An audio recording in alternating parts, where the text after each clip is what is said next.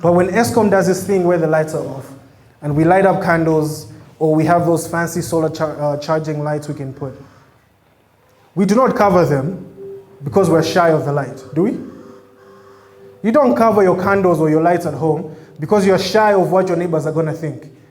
But, the neighbors are going to think we're being too pompous. We've lit up a candle. They're in the dark, so let's just all be in the dark.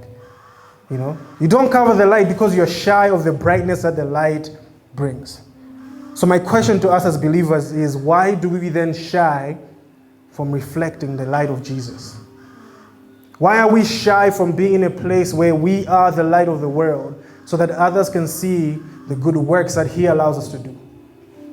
Why are we shy or in a space of being shy of shining that light so that He can get the glory that He deserves?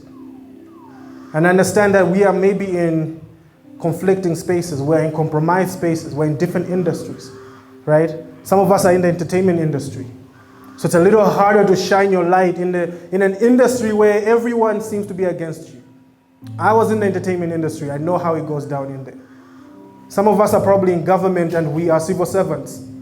And we know how it is to be the light of the world in a space where everyone just wants to play bow. Where if you try not to compromise, they're going to look at you and say, who do you think you are? Some of us are in a corporate world.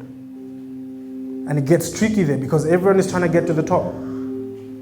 Everyone is trying to be the best at what they do. Everyone is trying to get that promotion. Everyone is trying to get that job that is going to set them apart, that is going to help their families. And it's tricky in these spaces because we know that if we are the light of the world, everyone is going to try to dim us. And so because we're scared and because we're shy, what ends up happening is we dim our own light. And when we dim our own light, we try to assimilate with the things that are happening in the spaces we're in. We try to assimilate with the things that are happening where God has planted us, forgetting that He is the one who says that you are salt and you are light. Now, if that's you, that where you are is refusing you to be the light He has called you to be. If that is you, that where you are is maybe making you shy to be the light that He has called you to be. I want to remind you one thing, that you are His first. You are God's child first. And whatever it is that you do comes secondary.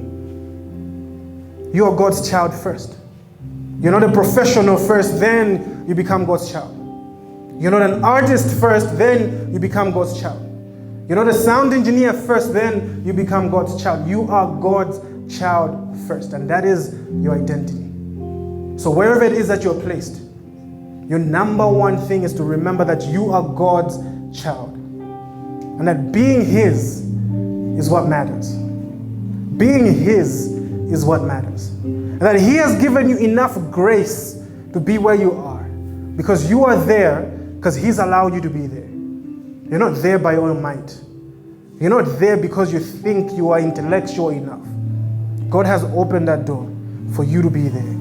But remember, you are His first.